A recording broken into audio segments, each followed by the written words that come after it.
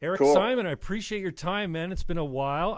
Been a big fan of yours. I did a promo video. I didn't put it up yesterday, but I'm not crushing. I'm not weird for the guy. I'm not that way. I do wear your shirt quite a bit.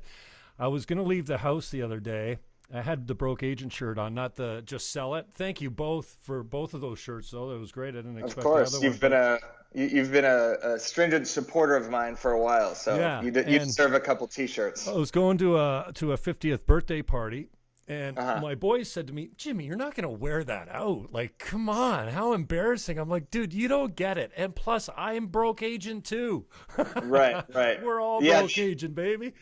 the Broke Agent logo shirts don't sell too well because I love not too them. many people want to rep a brand that says, "Hey, what's up? I'm a broke agent." But I the other love shirts, it. they definitely help with the marketing a little bit. No, I absolutely love it, man. If you can't be Yeah, self-deprecating, then yeah, I love that anyway. So tell us a little exactly. bit about how you got started, why you got started. Hey, if you tell me you started out because you're disillusioned with real estate, I hear you, man. I've been in the business for 25 years, but tell me how. And I appreciate all the work that Wes did when when it was the two of you. I don't know, Yeah. whatever happened there, but it was such a great idea and the branding exercise, and then to poke humor at. The realtor's always the one at the end of the bar getting around for everyone. Shots on me. It's payday type of thing. So, how did you get started Yeah. on it? So I started at the Laugh Factory Comedy Club actually as a marketing assistant. I don't know if you guys have the Laugh Factory up in Canada, but it's basically one of the most famous comedy clubs, and that's kind of when I started writing jokes down and taking note of kind of funny, awkward social interactions. So when I got in real estate, I was cold calling and door knocking and basically having an awful time with it. Got maybe one listing appointment in 6 months, and I was sitting dead open houses with Wes. We were partners at the time, and it was just a pretty miserable experience. And I was like, there's got to be some other people in the world that are feeling this, because on social media, all I saw were the success stories. I saw $1 million listing, I saw HGTV, and I saw all these agents, preaching all these motivational quotes and talking about how many listings they were selling. And I was like, where's the failure in this business? Like, is anybody else feeling this pain that I'm feeling and feeling this awkwardness at every open house? So Wes and I came up with the idea, the Broke Agent, and basically I was going to help him write a blog for one of his website ideas. And we said, let's make it funny, because I was always a funny writer. On social media, started tweeting, started downloading on Instagram, Facebook, pretty much everything, and it picked up steam really quickly, and now it's pretty popular brand. So So, that's pretty much how it got started. obviously, I want to know what your claim to fame is, and hey, I want to be your student, especially for my commission coach thing, because I mean, you know how tiring it gets. It would be nice to Yeah. make some money and still have some influence and care about what's going on in the industry. So the commission coach is my little baby. But how do you think it took off? Now I know you've got some great content, but did you have some big accounts, some influencers retweeting you, or how did it catch fire? Absolutely. Yeah. Yeah. So we got validation pretty much, I think, like 3 or 4 days into it. Tom Ferry either retweeted or reached out to us or reposted one of our pictures very quickly. So that helped to pick up steam. Ryan Serhant from $1 Million Listing reposted one of our pictures. But a lot of it was kind of the nitty gritty work that we did to build the audience, whether it was liking photos, following, unfollowing, commenting back, DMing, getting in engagement groups. Like, there's a ton of work that actually went into it that wasn't necessarily just organic growth. But obviously the good content and people tagging each other in the photos is what helped it grow initially. So you think the comedy was the main squeeze, and then a combination between that and guys that were like, even in the early days, it must have been risky to retweet some of your stuff because it's not exactly politically correct. You know what I mean? Yeah, I mean, a lot of realtors at the beginning, I think, felt a little bit nervous to retweet or repost our photos, just because it's very self-deprecating, and it was basically the inner monologue of a failing real estate agent. So that share-wise was relatively difficult, but Instagram's such a private platform where you don't necessarily have to repost something to show love. You tag or you like or you comment. So that's really how we got a lot of that organic growth. But I think once the brand started taking off and people realized that humor is a good way to sell yourself, then people started reposting. Because now on Facebook, it's getting hundreds and thousands of shares, not hundreds of thousands, Yep. but No, I get hundreds it. and thousands.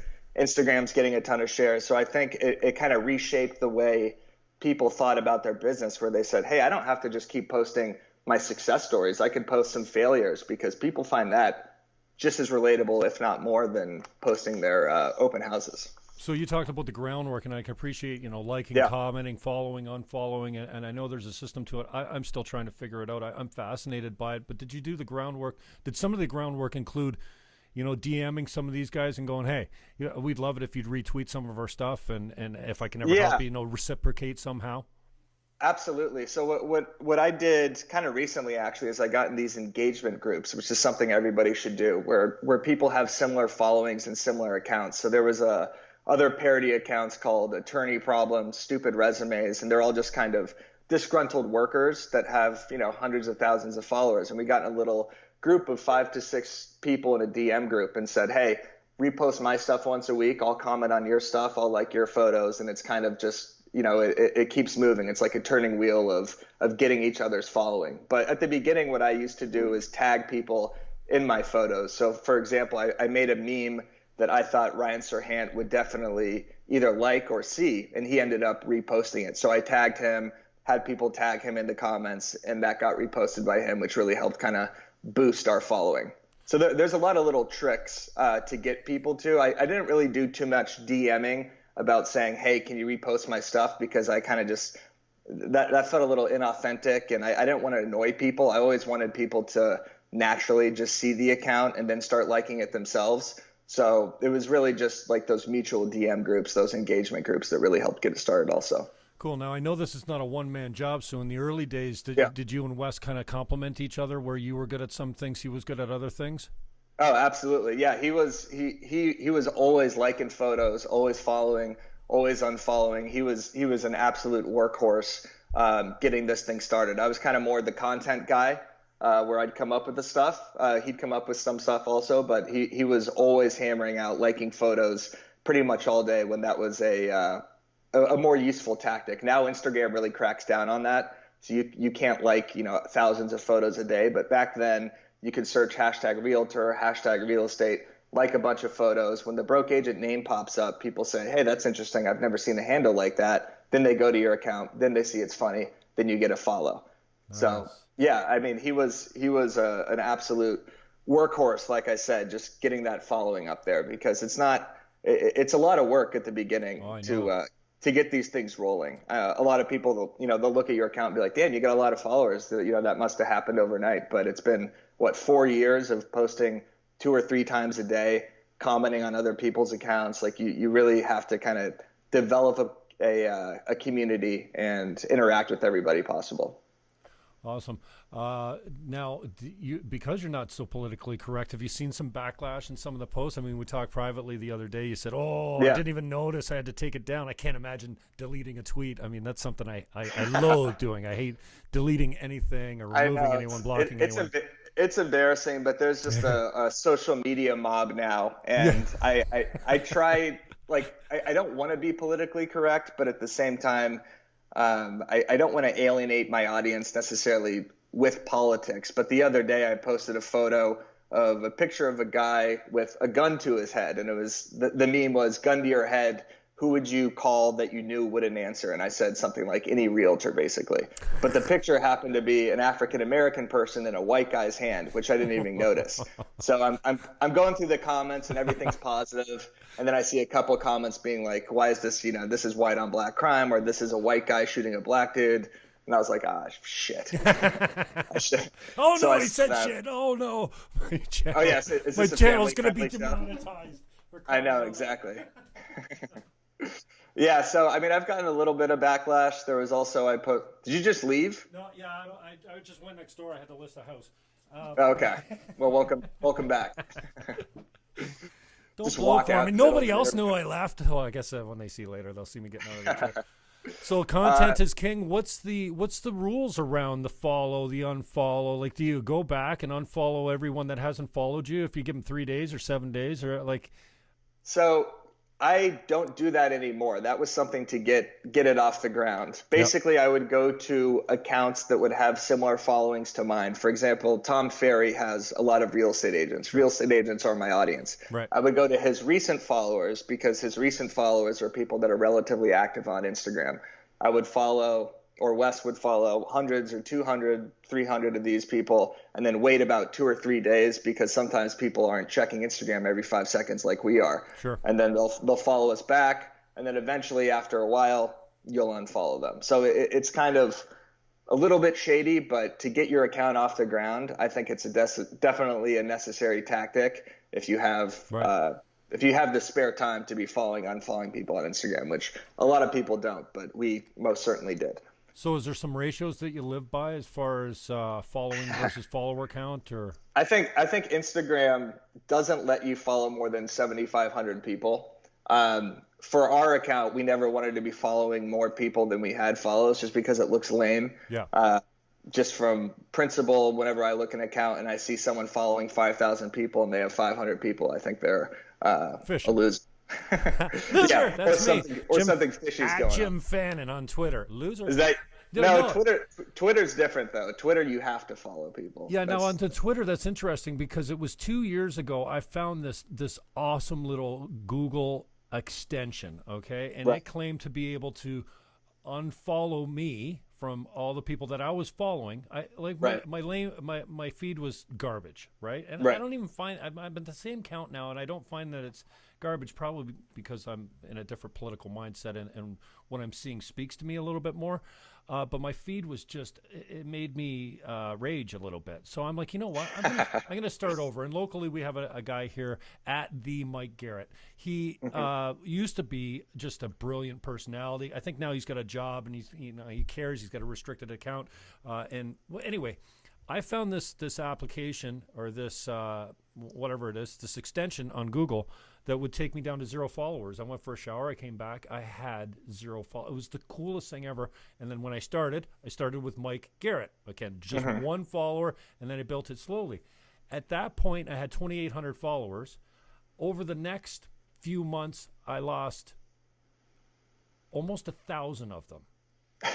Right? Yeah. Because I know that for the people that know me and are tired of my stuff all the time, because I'm very political, they saw that as an opportunity, right? Jimmy Fannon unfollowed me. Perfect. I'll unfollow him. So 2 years later, I'm back up. I'm at almost the maximum, 4,900 or something like that. And I still haven't reached the 2,800 of my all-time high. So I'm like, what the? Now, I'm not working it as much, and I'm not being strategic, but I'm frustrated by it, because it just, it takes a lot to get to pay off. Yeah, absolutely. I mean, have you found that being more political online has helped your business or hurt your business? Like your commission coach / real estate business? Well, the commission coach is kind of a new thing that I've been working on in the background for the last couple of years. I've done a little bit of it privately, locally. I'm really hoping to get on with NAR down in San Francisco this year, because they turned me down 2 years in a row, and that's all I need is to speak at it. Yeah, because I only need 20 minutes with a few hundred agents, and they'll get it. Like, I mean, especially in my market, maybe not so much you're in Santa Monica. I think out in California a little bit, you've got the regular rate of 3%. You've got a few discounters, and that's it. It's not, but we started at 25 years ago when I got in the business. Then the discount came in quickly after I got in. A lot of people saw it as, cheap money. I saw it as being blackballed, because when everyone's offering a half point more than you, well, what do you think if we have the option and it's going to cost us $2,500 to show your house opposed to everyone else's? So I'm still stayed passionate about that. So a commission coach is kind of new, and I haven't really built it that much. Now, I wish I could tell you I saw a drop off. My business couldn't get any worse. Let's put it that way. For the last 2 years, I've been obsessed with building commission coach. I do a little bit of real estate in the background. There's almost an election I won't stay out of. I've stayed out of the last 2. I just declined the federal election this time around, so I'm proud of myself. The regional elections, I said no to. Because you mean you personally running for office? I run for almost 10 times as a Green Party candidate. The last time around I ran as none of the above. And is a Green Party candidate in Canada different than the Green Party in America? No, pretty much the same left-wing ideology, tax bads, not goods, which, I'm still socialist in that way. I think we need a little bit of socialism, but unfortunately the ideology of the left has got me so wrangled right now. I can't identify with the left at all. I don't know who red-pilled me, but that red pill almost killed me, man, because I'm very loyal. I've been a Flyers fan since I was 5. As a result, I'm an Eagles fan as well, only because the Flyers were great when I was a kid. When I finally turned my eyes to football, Randall Cunningham was there, and I stuck with I'll never change teams. And I didn't realize that I was also loyal to my ideas and my beliefs. So coming off things like capital punishment, I used to say, torch him, kill him. He's a piece of crap. Get rid of him. Mm-hmm. Now I'm like, you know what? I don't think man has the right to take anybody else's life. You know what I mean? Right. An abortion. I don't know where I fall on it exactly, but I know that these late-term abortions are nuts, man. You shouldn't be able to have an abortion at 9 freaking months. Anyway, so I wish. I'm sure that gets me in trouble because I'm certainly not afraid to pull the trigger. I have an opinion. And there's half of the people out there that don't agree with me that will say something, and the other half that do agree with me, they're not saying, "Hey, way to go, Jimmy. I'm going to call you." And you know what? In 25 years, I finally, about 5 years ago, got a call from someone. I said, why did you call me? They said, "Oh, well, you're my Green Party guy. That's awesome. You sent me an email a month ago." That's once in 25 years. So, no, it hasn't helped. And you're probably right. I just saw. I think Tim Pool was saying today. Yeah, you look like Tim Pool right now with that hat. Come on, man. I like Tim Pool. I literally thought that you were trying to be him with that. You got the mic and everything. Now you just got to talk about. I got a white head, man, and it's freezing Twitter cold. censorship, and you'll be good to go. But Tim Pool says, "Oh, you want to be a YouTube star, eh?" Well, I've been working 16 hours a day, posting 7 videos a day, and today he said on 3 different channels. It's hard work. I'm just one guy, and I got to do a little bit of real estate here and there too. But so yeah. Are you posting your commission coach stuff on YouTube consistently? No, I just know what I did. You don't need an audience of a NAR audience for 20 minutes. You have YouTube right there that has every audience member you could possibly want. You could do YouTube ads. You could DM people to promote it. You could pay me to promote it. We could figure something out. But just post on YouTube consistently 2 or 3 times a day, once a week. Start slow, and you'll really get your message out there. Do the right tags. I mean, if you want to preach commission coach, that's your audience right there. You got Facebook, you got Instagram, you got Twitter. You no longer need to get physically in front of an audience, and that will probably lead to you physically getting in front of an audience if you're charismatic and you're articulate on YouTube. Excellent. And so you'd recommend a few posts a day, shorter clips, things that are watchable, catchy titles, good tags. Yeah, exactly. I mean, do a 2 or 3 minute YouTube video every single day on it. Break it down on Instagram. Do 30-second teasers. Say, hey, link in bio. Watch the full video. If you got a Twitter account of however many followers you have now, start tweeting that stuff out. Facebook, you have these tools at your disposal now where you can really tag the right people and reach the right people. And Facebook ads right now are so inexpensive. You can really hit the specific demographic. I'm boosting every post on Facebook now, and it's been really beneficial for growing my audience. So you got all the tools. I would just keep pounding away, and you're good on the mic. So. You sound like a student of Gary Vee. He's so up with Facebook ads, and I'm the guy he talks about when he says, "Oh, so you tried a Facebook ad and it didn't work," and you went, "Oh, screw that." What I mean? It doesn't mean that Facebook doesn't work. It means your ad sucked. So, and this is kind of what I ran up against at one point. I've got Jim Fannon. That's my YouTube channel. I've got 3 or 4 separate Twitter accounts. My personal account, the Commission Coach, Team Niagara. There's some different accounts. Well, you'll know because they retweet all your stuff all the time. You're like, oh, there's 4 retweets in the same second. Those are all my accounts. I appreciate that. And so I wondered, when I started rolling this, I've got a decent following on my personal Twitter page, on my YouTube channel, but then I thought, do I mix Commission Coach in with that kind of stuff? Or do I build a brand new platform, trying to build a brand new identity and keep it separate so that people aren't going, oh, well, this guy's he he wants to build the wall. So forget him. I'm not dealing with Right. commission coach. Yeah, I would keep your personal and your business separate. I guess if you're very political on your personal, just because you would be turning away half your audience. But Right. I mean, I keep my business and my personal separate. I have like a rogue Twitter account that doesn't even have my face on it, where I could actually follow everybody politically who I want to. Yeah, I mean, I don't know, whatever works. Like, you want to attract the people that you like also, you want to work with people you like. But I think the name commission coach is catchy. It's got alliteration. I think it's a good move. Just stick with that username. Try to build that one up. Awesome. Well, I appreciate your support there, and I will take you up as far as being a student or paying you to influence or something. I just gotta go sell a house so I get some money in my pocket. But and that's the thing, man. You take your foot off the gas in this business, you know what happens, man. The car just stops. And it doesn't stop for a minute. It stops for 6 months. So when I take a year off, I didn't take a year off, but and it's just a matter of changing the focus, right? So I'm focusing all my attention on building the website, on writing the scripts, on working out how it comes across, on trying to build some humor in it. My presentation and commission coach, I can make into an hour presentation with no trouble, especially if I'm talking to an agent. When I'm talking to my clients, it's about 20 minutes. But and then I taped it out all full. Like when I looked at it, it looked like 20 chapters. I'm like, oh shit, I got to write a book because it looked like So what I had you could do an ebook that you release in portions and that you have people pay for. I'm doing an ebook on social media right now.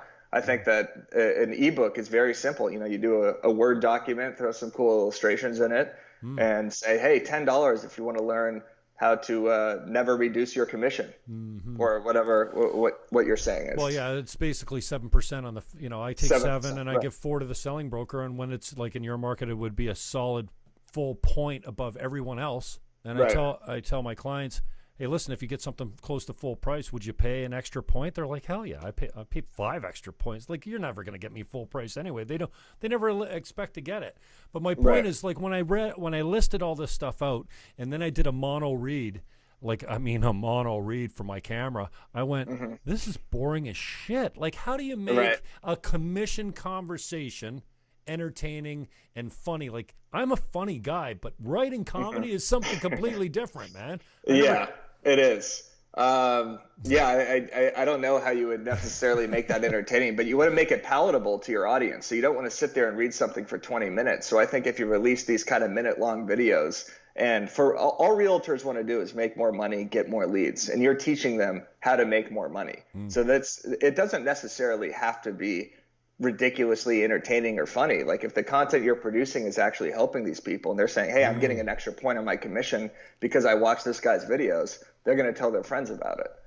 So I would just keep pounding away at it, man. You'll eventually reach the right people. The right person will retweet you, the right person will comment, and then you'll start building your Rolodex. I appreciate that. So who have you been helping? Can you talk about the people that you've influenced and helped out that it's worked out for you, that you have helped build the brand? And then I'd like to go, if you've got the time, like to go back and, for the newbies that don't have an account yet, like how would you start doing this right off the bat type of thing?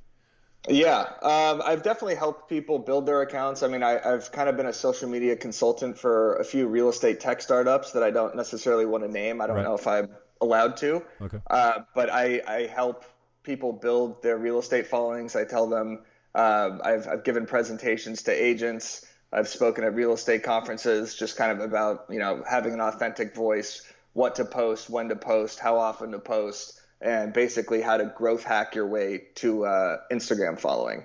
So there's a lot of other kind of real estate comedy accounts that are popping up. Okay, good. And I've helped a few of them as well by just saying, like, this is like how you actually physically even make a meme, whether I'm giving them my apps or I'm giving them the right hashtags or I'm reposting their stuff to help grow their accounts as well, because I don't have a monopoly on this real estate comedy thing, even though I felt like I did for a little bit. But there's a couple other accounts out there now that I like to promote. And, eventually I'd like to have a couple other people helping me out with this thing. So this becomes like a real media company, which, it kind of already is. I got a book. Yeah, baby. Rogue Agent right there.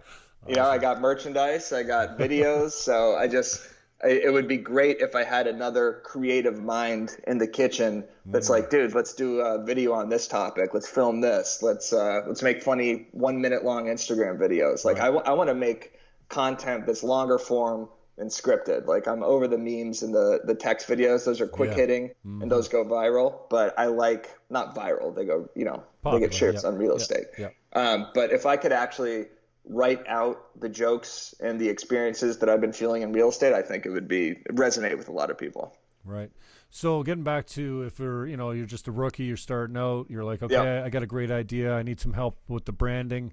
We've talked about a couple of those things. Maybe, you look for similar followers, you engage with them, you comment, but step by step, what would you say are the most important?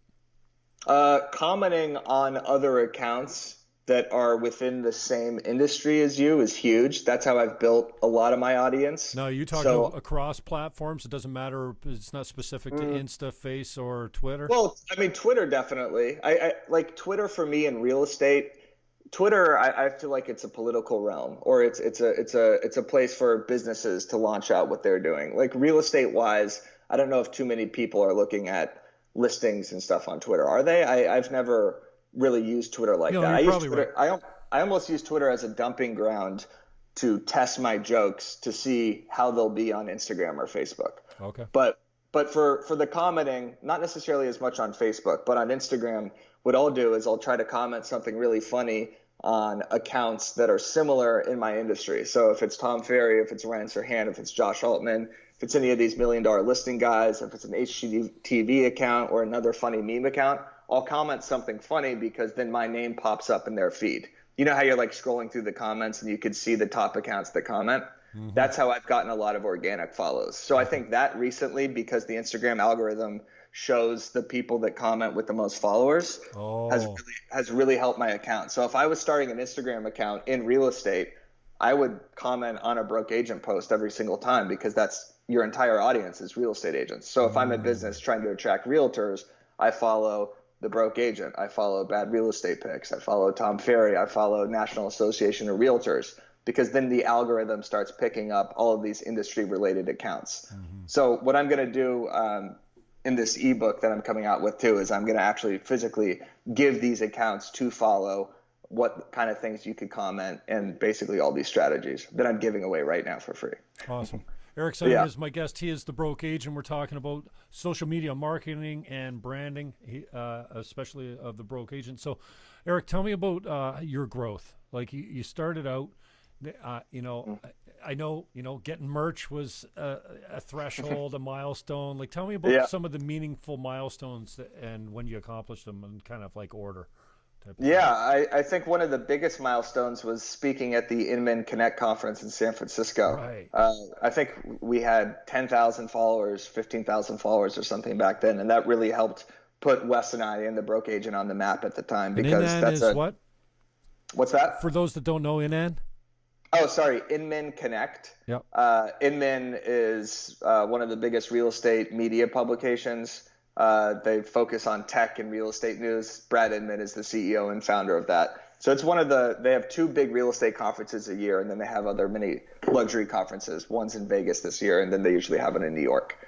So basically we spoke at that, and it was horrifying. Yeah. I barely said a word. I was fucking I was, I was shivering like before on stage. I couldn't eat anything. Wow. But we just gave a little mini presentation. The first presentation we gave was in front of a bunch of CEOs, and we had no idea what the broke agent even was. We couldn't even describe it to people.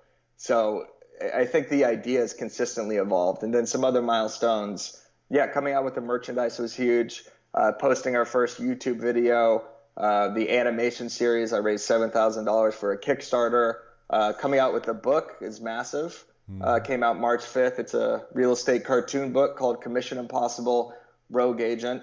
There's been a lot of kind of mini milestones and different things I've been working on. A lot of things that haven't worked, and a lot of things that are continuing to work that I keep hammering out. So is it your goal or aim to be out of real estate and have broke agent just provide everything you need for a living? God, Absolutely. Are you kidding? This is the whole reason I started this. Who wants to be a realtor, damn it? I know. I am ready. But the problem is the real estate feeds the content. So if I go a couple months without a sale, or I go a couple months without actually like contacting a client, or hopefully not a couple months, but then I have to like keep looking back and looking at the jokes I've written in the past, or repurposing old jokes to new memes and stuff like that. And it's like, I need to keep doing real estate to keep the content going. But thank God in this business, every single day provides 15 posts worth of material, because every phone conversation, every showing, every inspection, every open house, there's some either awkward interaction or something crazy that happens where you're like, that one's perfect. That'll resonate with people. You got to write them all down? I write them all down. So I have a little, note place on my phone, and then I organize them by category, whether it's inspection, open house, showing, cold calling, door knocking, lead generation. So I don't have them that organized. That's a lie. I completely made that. No, perception is reality. He lies too. Okay, it's no big deal. I lied. That was a complete lie. No, I do have different categories. Very roughly. It's not like it's that organized, but I like to. Yeah, sorry. Go ahead. Do you take the Gary Vee school of thought that you're just going to document everything, make long movies out of everything, and then just carve it up and make content out of it? Whether it's content today or 2 months from now or a year from now, then it's there? I'm not documenting everything. I post a lot of kind of funny rants and stuff on my Instagram stories, and I'll talk about, the process of writing the book or something like that, but I don't have a D-Rock with me that's filming me 24/7. So I don't know what I'd be documenting. Me putting text on words on a meme, me going to a showing and then writing a joke down. Like it's not that exciting. Well, I wish every day was the crazy buyer day. I watched that again yesterday. It felt like the first time, and it spookily chilled me because it hit a little bit close to home with maybe a girl or two that I know. Tell me about the broke agent. Who is he character-wise? He's me. He's this guy. That guy right there that's supposed to look like me. Okay.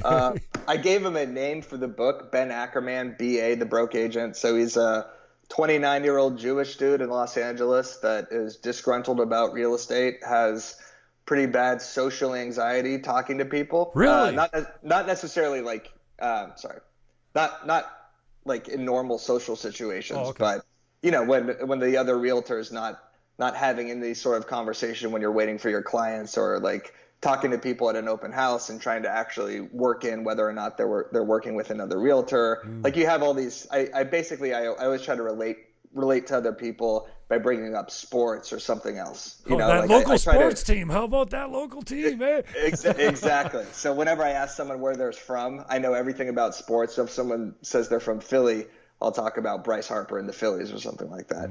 And then I try to keep the conversation as far away from real estate as humanly possible. And then I can relate with them on a human level, and then hopefully they'll work with me. I just got to the point when they come into the real estate, like if I ever sat another open house again, I'd be going, do you want to buy it? Do you have an agent? Do you have a house? For like boom, boom, boom, just straight to the point. I can't sugarcoat stuff and trick them into telling me if they're working with somebody.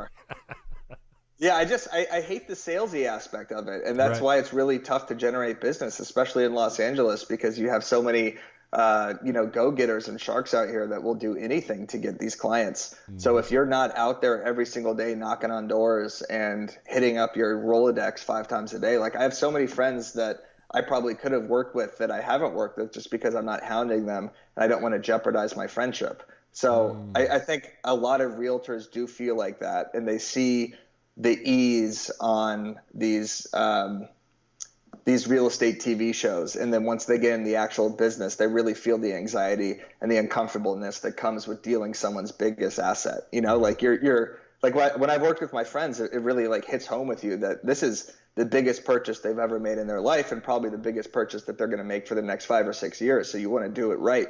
And if there's a question you don't know, it makes you feel so uncomfortable. And I'm 4 or 5 years into the business, so I know nothing compared to someone that's been in the business 30, 40 years. Like every single time you do a showing, you get more and more experience, which is obvious. It's just a cliche, but Yeah, so the broke agent is basically just the inner monologue of a realtor and what he's thinking.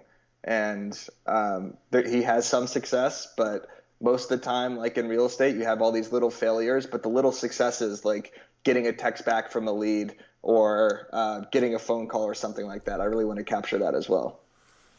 Yeah. Have you, I guess, yeah, you're only a few years in the business then. I thought you were in there. It seems like Broke Agent's been along for decades, man. Like I've been following you for decades. So that's good. Yes. And, I'd call me resigned and cynical, but I'm almost to that. Like one of my best friends called me the other day. She's like, well, I sold my house, right? And like that, it's gutting, especially when you're new in the business and you're hungry. Yeah. Like, I mean, literally hungry. And I'm like you. I don't like that salesmanship. Like it takes some sales. I mean, the hounding and they're going to buy before they die type thing. You just never leave them alone. And then if you don't, and that's something I really haven't been good at real estate. Something I dropped the ball on is the best thing for me that I could have done is showing up on closing with pizza and beer. You're the hero. You get introduced to the whole family. You guaranteed to get a lead out of it somehow. And if not, at least that's the fun part of the job. That's the part. I think I've done it once for a buddy of mine. And that's when I realized, wow, this is really awesome. Like this is awesome. Not because you're the hero, just because they're your people. So does it ever get less offensive, if that's the right word for it, when somebody calls and like, dude, and it's always after the fact. If they called you before and said, "Oh man, I'm bummed out. I'm gonna have to give this one to Lisa." Sorry, bro. That never happens. You always find out about it because you see it on the MLS. Yeah, or they half-ass tell you afterwards, or they have their girlfriend tell you, or something like that. Like I was working with a couple for 6 months. I must have showed them 20 places in West LA, and they go dark on me, and I didn't want to keep hounding these people and annoying them. I mean, they were friends, but they were kind of friends of friends. And then out of nowhere, I get a call from the boyfriend. I was close with the girl because I went to college with her. And he's like, Eric, man, I'm really sorry, but we wrote an offer with a listing agent in this place downtown a month ago, and we're closing like next week. And, I crushed a little bit. I was more just kind of like, was I doing a bad job or something? Like, can you just tell me, so I'm not constantly checking my phone or texting or calling. And those are the ones that hurt the most, is when even sometimes I'll go on Instagram and I'll see one of my friends posting a picture with keys at their new condo. And I'm like, I'm a realtor. So I don't know if that says something about me, or I'm just not doing a good enough job at letting everybody know that, hey, if you're buying, this is what I do. Like, let me help you. Yeah. So I don't. It's that awkward kind of line of friendship / business. And I think a lot of people are really good at toting that line and knowing how to handle it. And a lot of other people are kind of, 50-50, half in, half out on it. And that's kind of where I'm at, unfortunately. But thank God I have the Broke Agent where I could talk about these things and I could, monetize it as well. So and you can drip on them without it being salesmanship. Hey, it's just Eric calling to see how your cat's doing, and isn't it time to move? You just draw. If they're following you, then you can drip on them with Broke Agent, and it's not like that.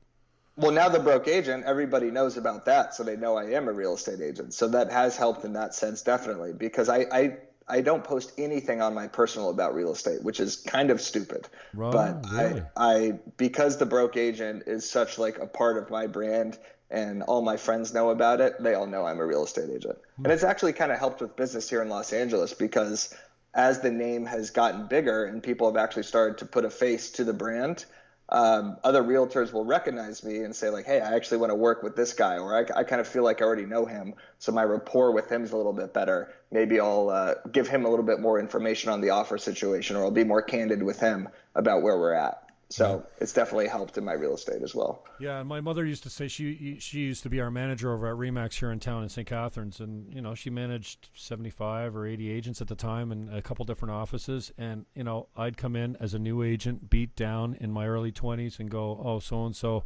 I used to fall for the, hey, we're in no hurry. Now I understand when people say we're in no hurry, they're buying tomorrow. So you better stay glued to them, because I mean that's just That's a good tweet right there. Yeah, you can use it. I'll credit you. Yeah. Okay, good. But she always used to, and I'm very good at taking personal responsibility. At least I think I am. And she kind of trained me this way. What did you do wrong? Like you have to look at yourself. If you lost the deal, it was because you didn't stay in touch with them. You didn't buy the pizza on closing. You didn't send them closing. You didn't drop in once in a while and say, hey, I'm in your neighborhood.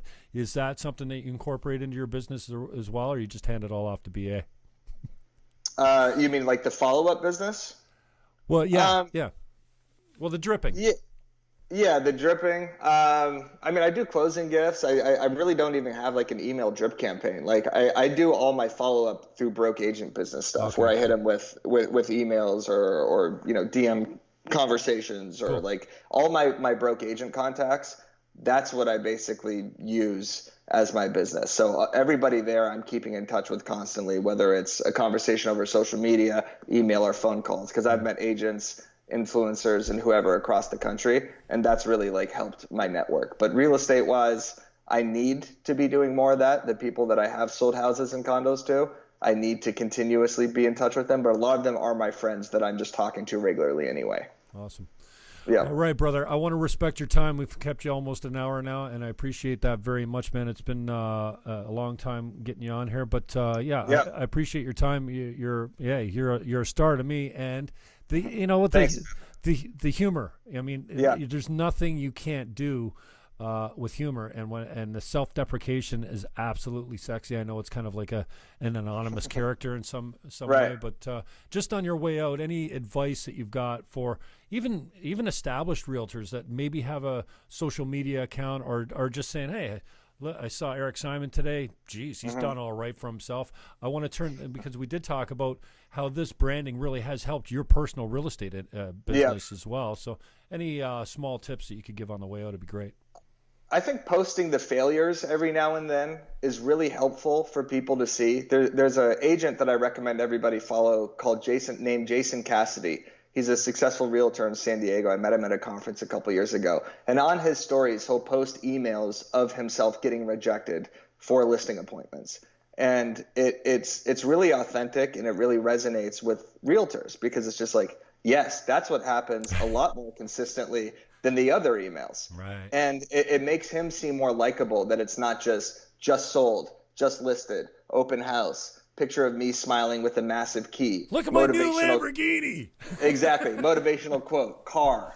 Like, it's just this nonstop feed of just nauseating promotion. And the more, not necessarily personal, but when you post your failures, or you post your mishaps or your bloopers, if you're filming, a stupid agent profile video or something like that, I think that's the stuff that people would be like, I like this guy, I want to work with him, or I like this girl because she actually has a sense of humor. She's not this suited and booted person that is just this agent that these people have almost become like not mannequins, but just like fake personas on Instagram, where it's just like they think they're personal trainers, they're life coaches, they're real estate coaches, they're real estate agents. It's like this combination of this Gary Vaynerchuk character that just drives me nuts. And I think so many people see that in their feed, that if they saw some like failures or they saw some mishaps or blunders, they'd be like, that's the person I want to work with. Awesome. That's good advice, huh? Yeah. That's good shit right there. Pulled that one out of my ass, but I thought that was good. Oh, so always so self-congratulatory. That's awesome.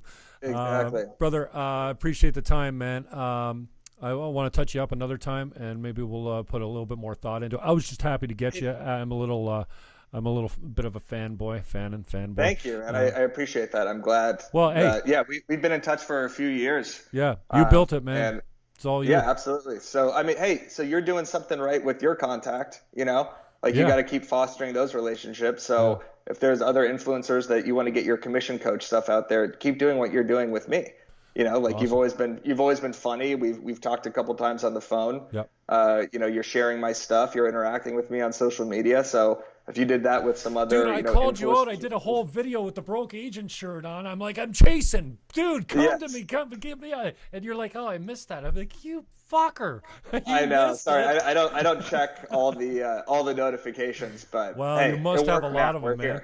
And yeah, I appreciate, the humor and stuff like that, and the B-roll stuff too. Making yourself vulnerable. You're right, man. People love that kind of stuff. Vulnerable, They want to see the makeup. They want to see you when you first roll out of bed and you stub your toe or something the B-roll stuff. So that's awesome because, I think and maybe you're over this, but I always got caught up in that whole idea that no, I'll wait till the website's perfect before I launch it. Well, you know what? You fix it later. Make a few dollars first, and you'll have the money to fix it, or pay someone to fix it. You don't have to worry about it. So, if you keep waiting for everything to be perfect, you're never going to put anything out there. I mean, with this book, I even think there's like a couple typos in it, but it's just like this was a year or something in the making, and I was just like, we got to just put this thing out here. Yeah. And it's a great cartoon. I recommend people buy it. I got to promote it a little. Yeah, absolutely. TheBrokeAgentBook.com. Check it out. It's 200 pages of a real estate cartoon drawn by Eric Lee. I also recommend following him. Real Estate SquarePants. He does funny, sarcastic real estate comics. Okay. And it's got praise from Tom Ferry, Ryan Serhant, Sam Reel, and it's cool. So you wouldn't recommend picking a war with these guys? Yes, Mike exactly. Ferry himself told me, good luck. We can't even talk about commissions because it's illegal. I probably shouldn't say that, but hey, it's a fact. And the guy's old school, and I respect him. But, I came from the old school. I did Mike Ferry too, but I'm a Floyd Wickman guy. And he's still kicking around. But he was Sweat Hogs, 25 years ago when I got into business. So and the book is a full story? Yeah, it actually is. So, you could pretty much open it. It's a coffee table, bathroom, whatever book. But you could pretty much open to any chapter and then read it from there. But there's also a story arc from basically the BA getting into the business to him completing his first deal. There's a love interest. There's office characters like the annoying title rep, a nagging seller, a buyer that never buys. All these kind of characters that are reoccurring in every real estate agent's life. They're in this book. Where's highly recommend. Just before I go, personally, where's Stick come from? Eric Stick Simon. Stick. I was very skitty in high school, Okay. my freshman and sophomore year, so everyone called me Stick. Everyone still does call me Stick. So really, yes. I call my brother Idiot Stick, so it's just Stick for short. Once in a while, brother, appreciate it. And where can people find you on social media? At The Broke Agent on everything: Instagram, Facebook, Twitter, YouTube. TheBrokeAgentBook.com for the book. Coming out with an ebook with another Instagram account I'll mention soon, and that'll be out in a couple of months, and that'll teach people how to gain followers on Instagram without even telling them what to post, just kind of the growth hacking strategies that we talked about today, and it'll be really useful for realtors. So pretty excited about it. Awesome, brother. I'm going to take your advice. I'm going to become a broke agent student, and at some point I might just show up in your town and say, dude, I'm here. Let's go for a pint. I don't know about that. Yeah. I'll be in town in your neck of the woods one day, but I appreciate the love. I think if I could, sorry, one more thing. If I could somehow wrap education with humor, I'm not going to teach people how to sell real estate because the broke agent, obviously that's kind of contradictory, and that's not something I ever want to do. But if I could help people somehow get leads through humor, whether it's sharing my content, wearing my merchandise, or reading the book or reading the ebook or something like that, then that's the best possible thing. Education wrapped in humor. I think that's kind of the next step for this. But yeah, the broke agent on everything, and appreciate you having me on. It was great. Hey, I love you, brother. I love your work, and it's been very entertaining for us, and it's it's just a pleasure to open up the feed and see something new from you. And awesome. So yeah, keep it up with the. I want to meet the girl from Crazy Buyer. Okay, yeah, I'll let her know. He is Eric Stick Simon. He is the broke agent. Catch him on all social media platforms, and we'll touch base with you soon. I appreciate it, Eric. Thank you, man. All right, later, man. Cheers. How do you work this thing? How do I sign off? All righty, man. That was good. Thank you. All right, man. We'll talk soon, and we'll catch you up. Send me the links. Okay. And I'll repost it on Twitter and stuff. But I got to go to. You got to go make some money. It's already 11. Yeah. I got to go. Sorry, brother. Peace out. Love you.